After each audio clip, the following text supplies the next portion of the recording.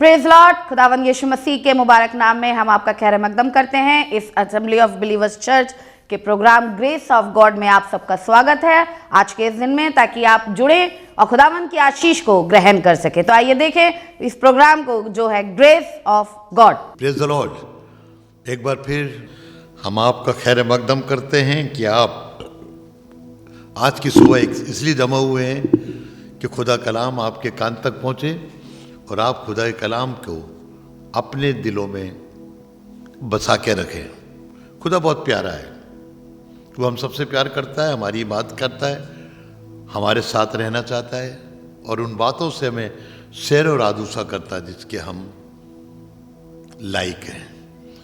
सुनिएगा, हम एक चैप्टर आपके साथ में चल रहे थे और वो था खुदावन मेरा चौपान है, मुझे कोई कमी नहीं होगी। हमने इसको 2 हफ्तों में ख़त्म करा था। आज इसकी दूसरी लाइन के ऊपर हम थोड़ी सी देर के लिए ध्यान करेंगे और चाहेंगे ये चीज़ मेरे और आपके जीवन में आके बन जाए। पढ़िएगा। वो मुझे हरी हरी चारगाहों में बिठाता है। बस वो मुझे हरी हरी चारागाहों में बिठाता है। किनको बिठाता है? जिसको वो जानता है। किनको बिठाता है? जो उसकी बात को सुनते हैं। किसको को बिठाता है? जो उसके पीछे चलता है। अभी देखना कि हम उसके पीछे चल रहे हैं, हम उसकी इबादत कर रहे हैं, जैसा वो चाहता है क्या वैसा काम हम कर रहे हैं। ये बहुत चेक करने की जरूरत है, क्योंकि बाइबल में लिखा है अगर हम अपने आप को जांचते तो सजा नहीं पाते। आज दुनिया में कोई बहुत से लोग अपने आप को चेक नहीं कर रहे। हमारी क्या होती है, हम दूसरों को चेक करते हैं, अपने को चेक नहीं करते। तो दूसरा Corinthiयों 13:5 में लिखा है कि अगर हम अपने आप को जांचते तो हम कभी भी सजा ना पाते। तो जब वो बता रहा है कि वो मुझे राहत के चश्मों के पास ले जाता है, और हिंदी में लिखा है और वो मुझे सुखदाई, जहां पे सुख मिलता है, जहां से सुख की बातें आती हैं, ऐसी जगह लेके नहीं जाता जहां से दुख मिलता है। बहुत से लोग हमें ऐसी जगह ले जाते हैं जहां हमें दुख मिलता है, लेकिन खुदावन के पीछे चलने से, खुदावन की बातों को सुनने से खुदावन हमें उन जगह ले जाता है जहां पे हमें राहत मिलती है। और राहत का मिलना बहुत जरूरी है। आपके पास लाखों रुपए हैं लेकिन आपको राहत नहीं है तो किस काम का पैसा? आपके पास अच्छे अच्छे मकान हैं लेकिन उन मकानों में राहत नहीं है, उसका क्या फायदा? हम चाहते हैं कि खुदावन आपको राहत के चश्मों के पास लेके जाए, और ऐसी जगह पे लेके जाता है जहां पे हम लिखा ना वो मुझे हरी चरागाहों में बिठाता है। यानी सूखी चरागाह में नहीं ले जाता, बल्कि हरी क्या दिखाती है, लेकिन इसको तो सब कुछ हरा हरा दिख रहा है। हरा हरा कब दिखता है? जब सब कुछ हमारे पास होता है, इफरात से खर्च करते हैं। वो मुझे हरी हरी चरागाहों में बिठाता है। हमारा चरवाह हमें सूखी जगह में लेके नहीं जाता है, बल्कि हमारा चरवाह हमें हरी हरी चरागाहों में बिठाता है। और जहां बिठाता है, बहुत से लोग आपको देखकर इस बात पे रिस्क करेंगे कि ये कैसे हो गया कि ये हरी हरी चरागाहों में बिठाता है। मेरे जहन में भी एक बात आई है, और वो है गजलो गजलात। गजलात में जब आप देखेंगे तो बाइबल में लिखा है, यूं कहने लगा खुदा का बंदा एक सुलेमान के मुझे खींच ले, 3री आयत में है, मुझे खींच ले तो हम तेरे पीछे रहेंगे। जब तक खुदा हमें अपने पास नहीं खींचेगा तो हम हरी हरी चरागाहों में बैठ नहीं सकते। तू मुझे खींच ले तो हम तेरे पीछे दौड़ेंगे और बाइबल बताती है एक दिन वो अपने उससे कहने लगी और कहने लगी कि अब तू मुझे बता, तू अपने गल्लों को कहाँ चराता। सुनिएगा, पढ़िएगा, 7वीं आयत पढ़िएगा पहले बाप की। आए मेरी जान, आए मेरी जान, हाँ मुझे बता तू अपने गल्ले को कहाँ चराता है। अरे भैया, तेरी भेड़ें इतनी मोटी मोटी है, तेरी भेड़ों में कोई सूखा सा भी नहीं है। चराते तो हम भी हैं और चराता तू भी है, लेकिन तू अपनी भेड़ों को कहाँ पे चराता है और दोपहर के वक्त कहाँ बिठाता है। और कहाँ दोपहर का। अरे इतनी धूप हो रही है, 50 से ऊपर का हो गया टेम्परेचर, इतनी धूप में कहाँ बिठाता है। पहले तो ये तू कहाँ चराता है। तो 23 ज़बूर में लिखा है, वो मुझे हरी हरी चरागाहों में ले जाता है। बहुत से चरवाहे भेड़ों को छोड़ देते हैं, जहाँ चाहे खाए, कहीं हरे है नहीं, सूखी है तो वो सूख ही खा लेते हैं। लेकिन खुदावन हमारा हमें उत्तम उत्तम पदार्थों से तृप्त करता है। बाइबल में लिखा है वो हमें उत्तम उत्तम पदार्थों से वो तृप्त करता। किन को? जो उसके पीछे चलते हैं। किन को? जो उसकी बातों को सुनते हैं, दुनिया की बातों को नहीं सुनते। अगर हम यीशु मसीह से मोहब्बत करेंगे तो हम उसकी बात सुनेंगे। देखिए, जिससे इंसान मोहब्बत करता है उसकी बात में तो रात के 3 बज जाएं तब भी हम करते रहते हैं, क्योंकि प्यार है उससे, चाहे वो लड़की है चाहे वो लड़का है। क्यों? उसकी बातें बड़ी हरी हरी लग रही है, दिल को छूने वाली हो रही है। क्या बात हुई आज। वो मुझे हरी हरी चरागाहों में ले जाता है और यूं लिखा है, मुझे राहत के चश्मों के पास वो मुझे हरी चरागाहों में बिठाता है। आज सिर्फ हरी हरी चरागाहों पे हम थोड़ा सा ध्यान देंगे। और उसने 7वीं आयत में कहा, लेकिन मैं लिखा 7वीं आयत में, आए मेरी जान मुझे बता कि तू अपने गल्ले को कहाँ चराता है। हाँ, और दोपहर के वक्त कहाँ बिठाता है। दोपहर के वक्त कहाँ बिठाता है। क्योंकि मैं तेरे रफीकों के गल्लों के पास क्यों मारी मारी फिरूं। हाँ, मैं तेरे रफीकों के गल्लों के पास क्यों मारी मारी। देखिए, हिंदी में इसका तर्जुमा बहुत अच्छा लिखा होगा। अगर आप श्रेष्ठ गीत निकालेंगे उसका पहला अध्याय, और साथ में आप तो शायद उर्दू ना जाने, इसलिए मैं हिंदी में पढ़वा रहा हूं ताकि आपको मालूम हो कि रफीक क्या है। उसके 7वें बाप की, हे मेरे प्राण प्रिय जी मुझे बता तू अपनी भेड़ बकरियों को कहाँ चराता है। दोपहर को तू उन्हें कहाँ बिठाता है। मैं क्यों तेरे संगियों की भेड़ बकरियों के पास, क्यों मैं तेरे संगियों के काढ़े हुए भागती फिरूं। खुदा का कलाम मेरा आपको बता रहा है। इसके माने दूसरों के साथ भागती फिरती है, उसे खाने को नहीं मिलता। मेरी भेड़ें कमजोर हैं, तो हम खुदावन के लोग हैं और खुदावन हमसे चाहता है हम खुदा के लोग बन जाएं, अच्छी अच्छी चीजों को हमें देगा। अब देखना यह है कि वो बिठाता कहां है, वो कहां ले जाता अपने भेड़ों को। सुनिएगा, हिजकेल की किताब निकालिएगा और उसकी 34वीं 34 चैप्टर एंड वर्स 14 में ऐसा लिखा, पढ़े।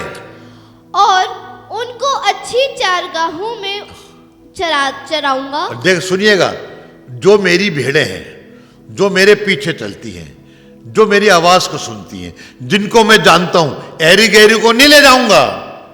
जो मेरी अपनी हैं, जिन्होंने बैप्टिज्म ले रखा है, जिनके पास पवित्र आत्मा है, जो मेरी तरह भला काम करते हैं, जो दूसरे के गुनाहों को माफ करते हैं, उनके लिए काम करा। मैं उन्हें अच्छी चरागाहों में चराऊंगा। हाँ, और उनकी आराम गाह इजराइल के ऊंचे पहाड़ों पर। हो, उनकी आराम गाह कहां पे होगी? इस्राएल की ऊंचे पहाड़ों पर। इस्राएल में तो यीशु मसीह ने सारे काम करे थे। हम भी अब इस्राएल होकर आए, हमने देखा है। उसके आगे की आयत में कुछ ऐसा लिखा है, वहां वो उम्दा आरामगाह में लेटेगी। वो वहां पर कैसे? उम्दा।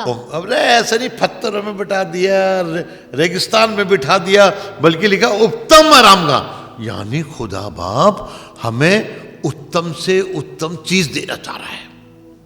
एक ऐसी आरामगाह जहां पे हमें कोई परेशानी ना हो। जब आप कहीं होटल में रहने जाते हैं तो सबसे पहले देखते हैं हमारा बेडरूम कैसा है, हमारा ड्राइंग रूम कैसा है, और वहां पे बाहर से कुछ दिखता है कि कभी हम पर्दा हटा लें तो अच्छी अच्छी चीजें दिखें। और खुदा कह रहा है मैं अपनी भेड़ों को ऐसी जगह ले जाऊंगा जहां पे उनको आराम मिलेगा। खुदावन हमें आराम देना चाहता है, हमें ऐसी जगह नहीं बिठाता जहां हमें दुख मिले, जहां पे भेड़ी आ जाए, जहां पे शेर आ जाए। आराम गाह निगाह में जगहों में बिठाता है ताकि जब हम आराम गाह में बैठे हमारा बेडरूम बड़ा अच्छा होगा तो बड़ा आराम से सोएंगे, नींद बड़ी अच्छी आएगी। हाँ, वो आराम गाह में लेटेंगी और हरी चरागाहों में हाँ, इज़राइल के पहाड़ों पर चरेंगी। और कैसे वाले में? इस्राएल के पहाड़ों में अच्छी अच्छी चरागाहों में चलेंगी। इस्राएल में सारी चीजें अच्छी है, जहां पे ऐसी आरामगाह है कि वहां पे सुकून मिलता है।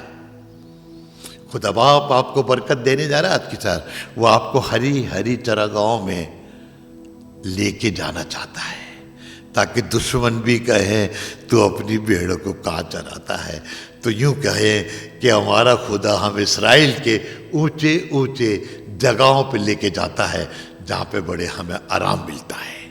अब इस्राएल के अंदर एक जगह ऐसी है जहां पे यरूशलेम बसा है। इशाया नबी की किताब उसका 30वां बाब 30 चैप्टर, इशाया 30 चैप्टर को निकालिएगा, खुदा आपको बहुत बरकत देगा। जब आप उसको पढ़ेंगे तो उसमें लिखा 30 की 19, क्योंकि आए सयूनी कौम जो यरूशलेम में बसेगी, जो यरूशलेम में बसेगी। अब देखा कहां पे लेके जा रहा है? इस्राएल में। यरूशलेम कहां पर है? इस्राएल में। आए सयून कौम कौन? जो खुदा को मानती है। उनके लिए उसने एक चीज तैयार करी है और वो क्या है? आए सयूनी कौम तू यरूशलेम में बसेगी। देखिए खुदा बाप आपको कहां बसाना चाह रहा है। आपको कहीं दुख वाली जगह में नहीं, यरूशलेम में बसाना चाह रहा है।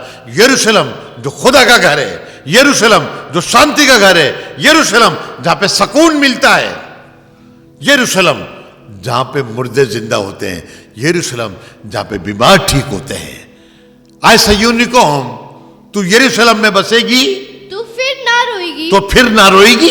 वो तेरी फरियाद की आवाज सुनकर, वो तेरी फरियाद की आवाज को सुनकर यकीनन तुझ पर रहम फरमाएगा। सुनिएगा, जब आप यरूशलेम में बसने लगेंगे तो खुदा का बंदा कह रहा है तू फिर नहीं रोएगी। इसके माने अगर हम कहीं और बसते हैं तो हमारी आंखों में आंसू आ जाते हैं, और खुदावन नहीं चाहता कि हमारे आंखों में आंसू आए। वो हमें जिंदगी के उस रास्ते पे लेके जा रहा है जहां पर हम मुस्कुराएंगे, सुकून मिलेगा, तसल्ली मिलेगी, क्योंकि यीशु हमें इस्राएल के पहाड़ों पे चराने ले जाएगा। आगे पढ़िएगा। वो सुनते ही तुझे जवाब देगा। जब हम खुदावन के साथ जाएंगे, आपके बहुत आंसू बहते हैं, आप कहीं कहीं रहते हैं, आपके बच्चों के जरिए आपके आंसू बह रहे हैं, आपके आदमी के गलत काम से आपके आंसू बह रहे हैं, आपकी औरत की गलत बातों से आपके आंसू बहते हैं, आपके भाई बहनों के गलत कामों से आपको रात को रोते हैं, आपका तकिया आंसुओं से गीला हो जाता है। लेकिन आसमान का खुदा कह रहे हैं तू नहीं रोएगी।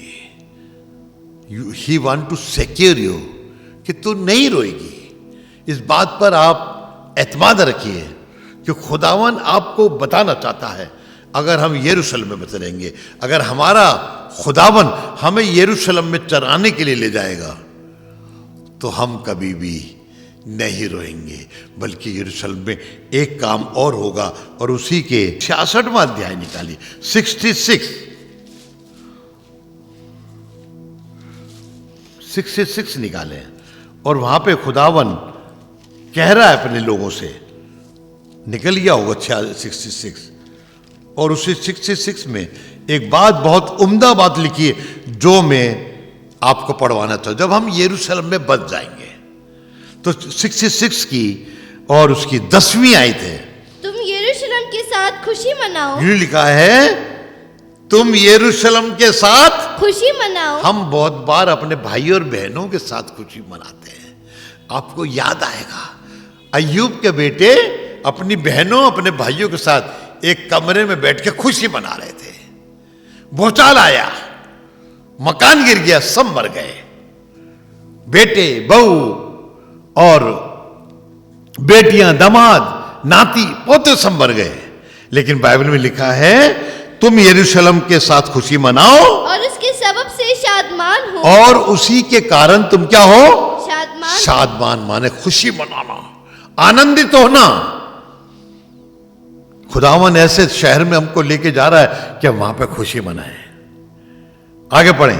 उसके सब दोस्तों हाँ। जो उसके लिए मातम करते थे, हाँ। उसके साथ निहायत खुश हो। बाइबल बताती है खुदावन चाहता है कि हम उसके साथ खुशी मनाएं। और इसकी आप अगर 13वीं आयत को, नहीं 13वीं नहीं 12वीं आयत से पढ़िएगा, क्योंकि खुदावन यूं फरमाता खुदावन है, यूं फरमाता है, देख मैं सलामती नहर की हाँ, मानंद और कौमों की दौलत सैलाब की तरह उसके पास रवा करूंगा।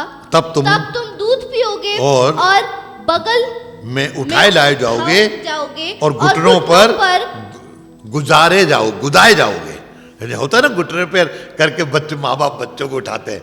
ये कब होता है? जब सारी आराम की चीज हमारे पास होती हैं। हमारा यीशु मसीह हमें ऐसी जगहों पे लेके जाता है जहां पे बाइबल में लिखा है कि बगल में उठाए फिरे जाओगे। कलाम में लिखा है कि खुदा ने कहा, मैं तुम्हें बगल में उठा के लिए चलूंगा। एक ऐसी जगह हमें बिठाना चाहता है। सुनिएगा अभी इसी के और आगे 13वीं आयत में लिखा है, जिस तरह माँ अपने बेटे को दिलासा देती है, उसी तरह मैं तुमको दिलासा दूंगा। उसी तरह मैं तुम्हें दिलासा दूंगा। यरूशलेम ही में तुम तसल्ली पाओगे। कहां पे? इसलिए तो यरूशलेम में बसा रहा है कि वो आपके लिए आराम की जगह है। इसलिए वो बसा रहा है कि तुम यरूशलेम में क्या पाओगे? आराम पाओगे, तसल्ली पाओगे, सलामती पाओगे। आए मेरी जान, तू अपनी भेड़ों को कहां चराने ले जाता है? अरे मैं तो यरूशलेम में चला के लाता हूं। यरूशलेम वो जगह जहां पे खुदा का वास होता है। और हम चाहते हैं कि खुदा का वास मेरे और आपके अंदर ही बना रहे। जब वो खुदावन आपको हरी चराओं को बिगाएगा, सिर्फ बचपन में नहीं, बुढ़ापे तक करेगा। इशाया 46 चैप्टर 46 वर्स 2, 3, 4 जी। वो झुकते और बाहम खम होते हैं। हाँ। वो उस बोझ को हाँ, बचा ना सके। हाँ, और वो आप ही असीरी में चल गए। असीरी माने गुलामी में चले गए। ऐसी जगह तुम यार चरागाह में गए थे कि तुम पचा नहीं सके और तुम कहां चले गए? गुलामी में। खुदावन ऐसी जगह नहीं लेकिन आता।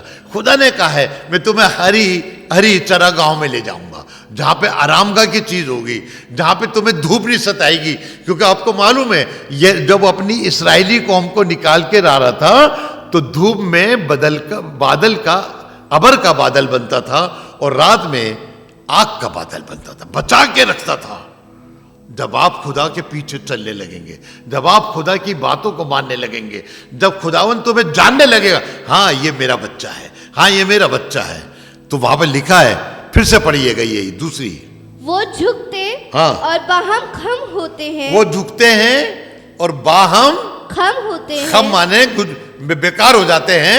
वो उस बोझ को बचा ना सके, और वो उस बोझ को बचा ना सके, और वो आप ही असीरी में और वो आप ही गुलामी में चले गए। आए याकूब के घराने। बड़े, अब सुनिएगा, अब खुदावन मेरे और आपसे बात कर रहा है। मालूम क्या बात कर रहा है? आए याकूब के घराने और आए इस्राएल के घर, और आए इस्राएल के घर कि सब बाकी मांदा लोग जिनको बतन ही से मैंने उठाया। मालूम किसकी बात कर रहे हैं? याकूब मालूम कौन होता है? अड़ंगेबाज, धोखेबाज, अपने बाप को भी धोकर आया, अपने बड़े भाई को भी धोखा दिया। अच्छी बरकत पाने में उसने ईसाऊ के अड़ंगा मारा। उनसे खुदा कह रहा है, आई याकूब, तेरे सारे बचे हुए लोग जी, जिनको बतन ही से मैंने उठाया, जिनको मैंने जब तू पेट में था तब मैंने तेरे को उठाया, और जिनको रहीम से ही और जिनको मैंने मैं गोद में लिया। रहम के अंदर तू पल रहा था, मैंने क्या कर लिया तेरे को? अभी तू बाहर नहीं आया, लेकिन मैंने तेरे को जब तू अपनी मां के पेट में था मैंने तेरे को गोद ले लिया। मेरी सुनो, मेरी सुनो, मैं तुम्हारे बुढ़ापे तक वही हूँ। ओहो, बचपन से उठाता फिर रहे।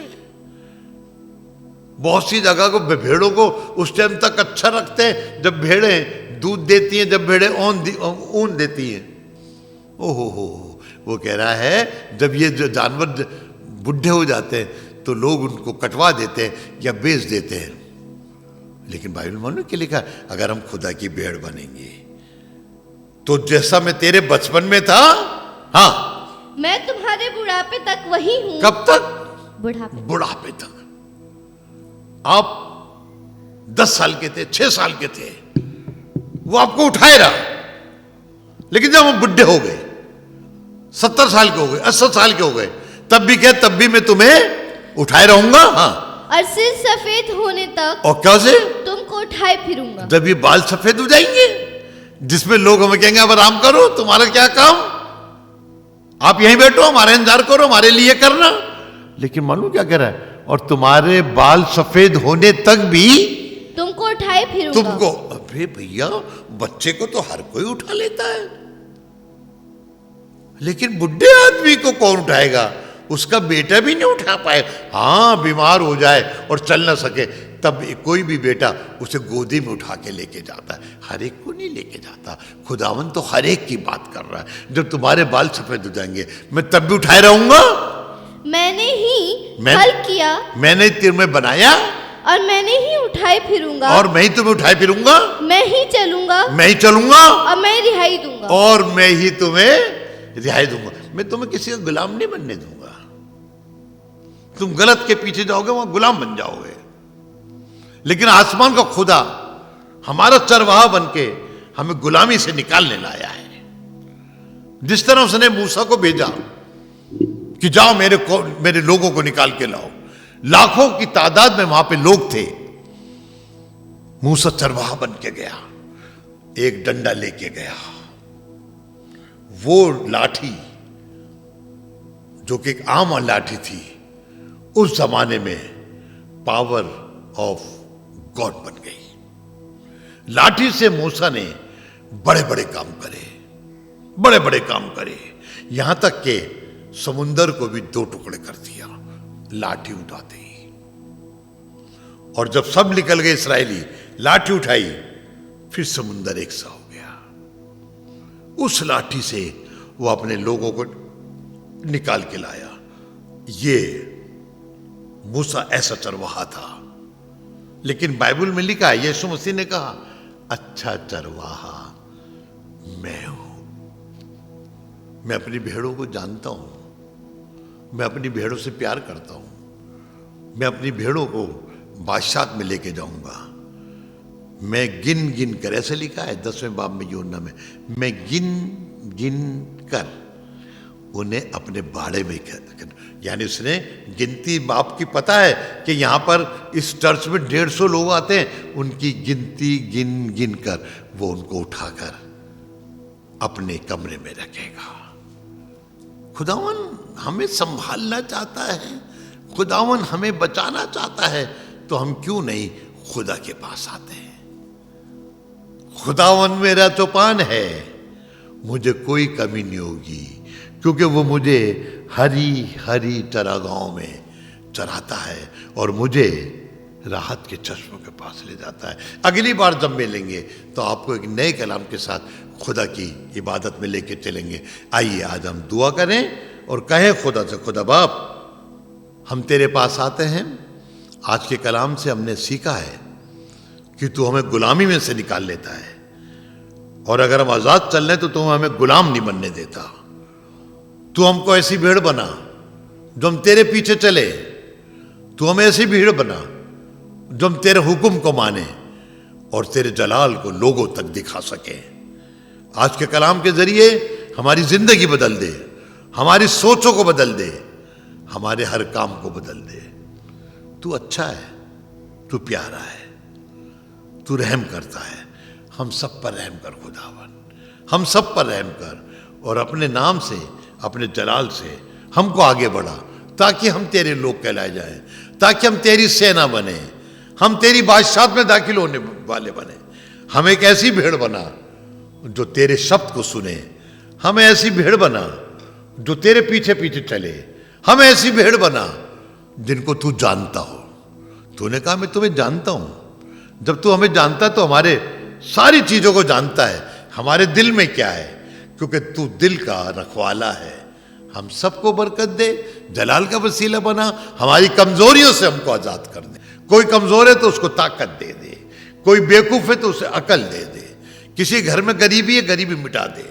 हाँ खुदावन, जिसके पास नौकरी नहीं है आज नौकरी लगा दे, जिस औरत के बच्चे पैदा नहीं होते उनके बच्चे पैदा हो और वो तेरी खूबी को देखे। सारा इज्जत सारा जलाल हम आपको देते हैं। प्रभु यीशु आपके नाम से मांगते हैं, आमीन आमीन। Thank you Lord.